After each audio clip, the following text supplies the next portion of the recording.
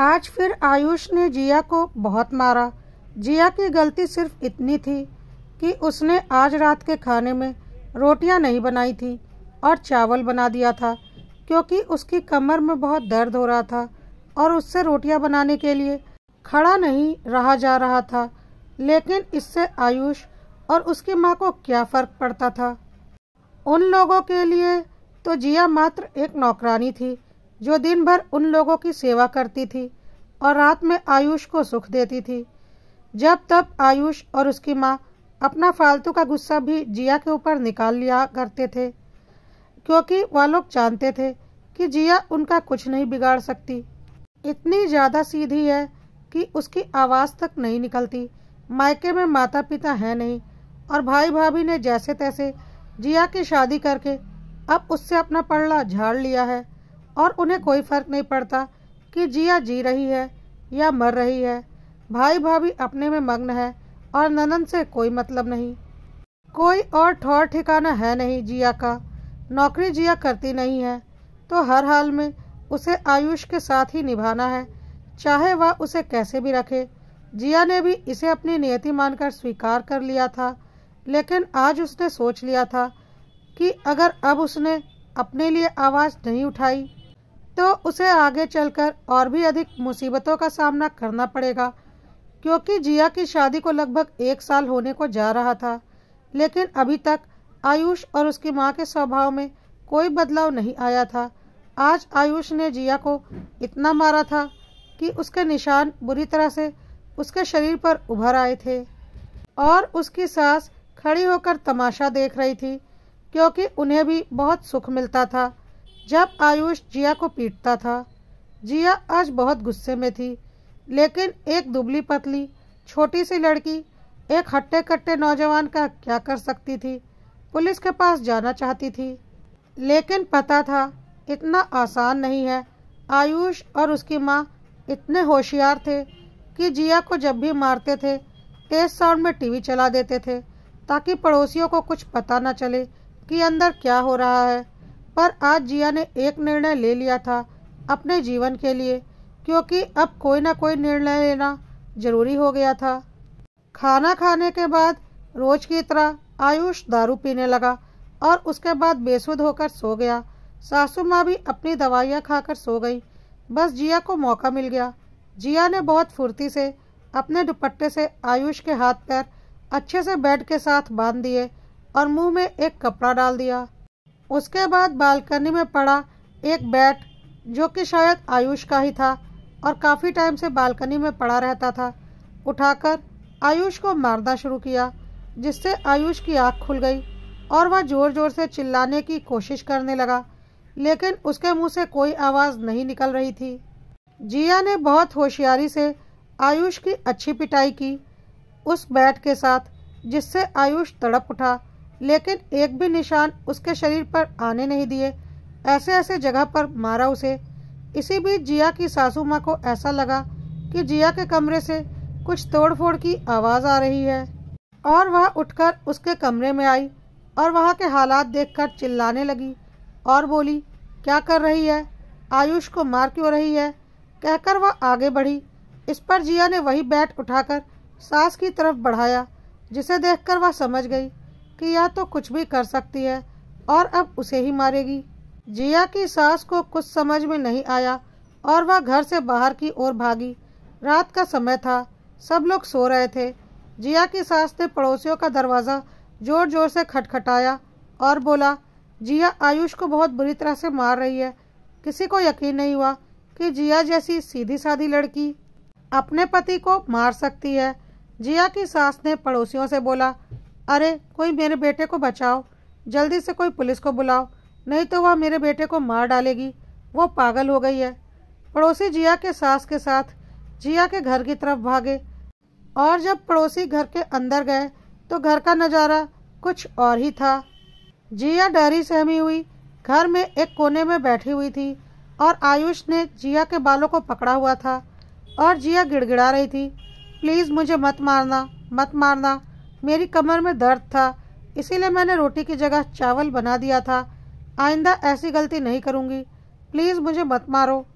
पड़ोसियों ने देखा कि जिया बेतहाशा डरी हुई है और आयुष उसे मारने के लिए उसके बिल्कुल करीब खड़ा है।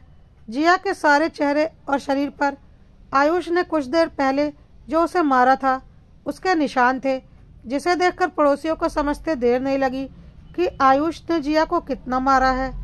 लेकिन अभी थोड़ी देर पहले जब जिया ने आयुष को अच्छे से धोया था, उसके कोई भी निशान आयुष के शरीर पर नहीं थे, बल्कि सांस के बाहर भागते ही जिया ने होशियारी दिखाते हुए उसे खोल दिया था और खुद कोने में बैठ गई थी। इतनी मार खाने के बाद आयुष जैसे ही आज़ाद हुआ था, वह जिया को मारने के लिए उसकी तरफ दौड़ पड़ा था। इसी वजह से जैसे ही पड़ोसी घर में घुसे थे और उन्होंने अपनी आंखों से देखा था कि आयुष जिया को मार रहा है, और सबको समझते देर नहीं लगी थी कि आयुष जिया के साथ कैसा व्यवहार करता है। अब जिया की सास कितना भी बोलती कि जिया ने आयुष को मारा है, कोई नहीं मानता, बल्कि सबने अपनी आंखों से देखा कि आयुष जिया के साथ कितना गलत व्यवहार कर रहा है। इसी बीच किसी ने पुलिस को फ़ोन कर दिया था और पुलिस भी आ चुकी थी। पुलिस के सामने सारे पड़ोसियों ने बढ़ चढ़कर बताया कि उन्होंने अपनी आंखों से देखा है आयुष जिया को बुरी तरह से मार रहा है। बेचारी कितनी डरी सहमी हुई है। जिया के शरीर के चोट साफ बता रहे थे कि उसके साथ घरेलू हिंसा हुई है। आयुष और उसकी माँ कुछ भी बोलते, किसी को कोई यकीन नहीं होता, और सच्चाई भी यही थी कि आयुष जिया को मारता था, लेकिन आज तक किसी को यह बात पता नहीं थी।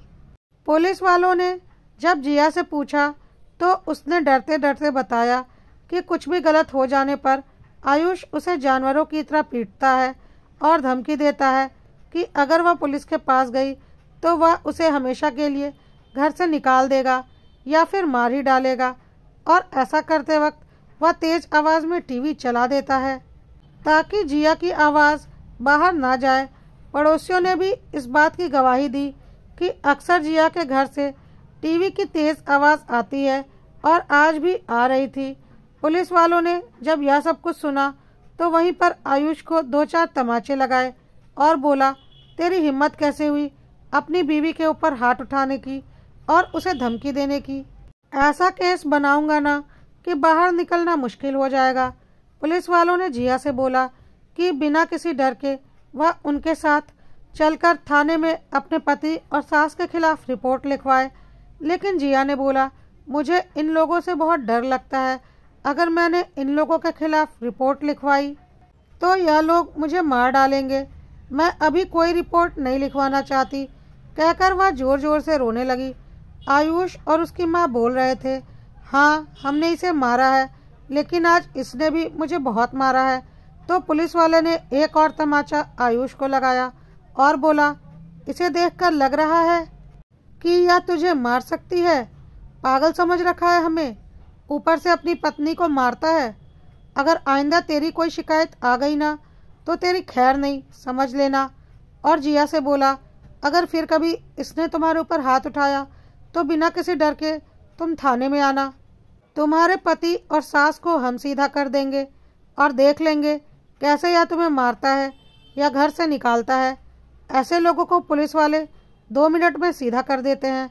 और जिया की सास की तरफ देखकर बोला, आइंदा से अपनी बहू का ख्याल रखना, नहीं तो आप भी लंबा नपोगे। कहकर पुलिस वाले वहां से चले गए। पड़ोसियों ने जिया से बोला, तुम्हें डरने की कोई ज़रूरत नहीं है। अगर यह दोनों माँ बेटा आइंदा तुम्हारे साथ कोई भी ज्यादती करें या तुम्हारे ऊपर हाथ उठाएं तो तुम किसी भी तरह से आवाज़ लगाना, हम सब तुम्हारी मदद के लिए आ जाएंगे। और साथ ही साथ आयुष और उसकी माँ को धमकाते हुए पड़ोसी चले गए कि अगर अब जिया का एक बाल भी बांका हुआ या वह किसी दिन हमें बालकनी में नज़र नहीं आई या हमें कुछ भी शक हुआ कि तुम लोगों ने उसके साथ कुछ गलत किया है तो हम पुलिस को फ़ोन करने में देर नहीं लगाएंगे, क्योंकि तुम लोगों की असलियत अब सारा मोहल्ला जान चुका है। अब आयुष और उसकी माँ को समझ में आ चुका था कि अगर अब जिया के साथ उन्होंने कुछ भी गलत किया तो उन दोनों की खैर नहीं। सारे पड़ोसी बाहर जा चुके थे और जिया अब अकेली घर में थी। आयुष तमतमाता हुआ जिया की तरफ बढ़ ही रहा था कि जिया ने बगल में रखा हुआ बैट दोबारा उठा लिया, जिसे देखकर आयुष वहीं पर रुक गया। और आयुष की माँ ने उसे पीछे अपनी तरफ खींच लिया और बोला, बेटा अब चुपचाप शांति से रह, इसके मुंह लगना बेकार है। अब इसने ऐसा माहौल बना दिया है कि कोई हमारी बात नहीं मानेगा, और अब अगर इसे थोड़ी भी खरोच आई तो हम दोनों का जेल जाना तय है। जिया ने भी बोल दिया, अब गलती से भी मेरे ऊपर हाथ उठाने की कोशिश मत करना, नहीं तो तुम्हारा एक हाथ तोड़कर तुम्हारे दूसरे हाथ में दे दूंगी और जेल की हवा खिलाऊंगी, वो अलग। बहुत सहली तुम लोगों की मनमानी। अब इस घर में तुम्हारी पत्नी और इस घर की बहू बनकर आराम से रहूंगी। तुम लोगों की भलाई भी इसी में है कि आराम से एक परिवार की तरह मेरे साथ रहो और मुझे इस घर की बहू होने का दर्जा दो, तो वादा करती हूँ कि सब कुछ ठीक हो जाएगा। वरना अगर तुम लोग शांति नहीं चाहते हो तो अब मुझे भी शांति की कोई ज़रूरत नहीं है। तुम लोगों के साथ रहते रहते मैंने भी उत्पात करना सीख लिया है और तुम जैसे टेढ़े लोगों को सीधा करना भी सीख लिया है। अब अगर गलती से भी मेरे ऊपर हाथ उठाया तो कैसी कुटाई होगी याद रखना, और यह कुटाई तो तुम्हें जीवन भर याद रहेगी। गलती मेरी है कि मैंने खुद को कमज़ोर समझा था। अब जब एक बार हिम्मत की तो तुम लोगों को तुम्हारी औकात दिखा दी ना, तो अब आगे से भी अपनी औकात में ही रहना। वादा करती हूँ तुम लोग औकात में रहोगे तो मैं भी एक अच्छी पत्नी और अच्छी बहू बनकर ही रहूँगी। लेकिन अगर तुम लोग औकात से बाहर निकले तो मुझे भी अपनी औकात दिखाना अब आ गया है।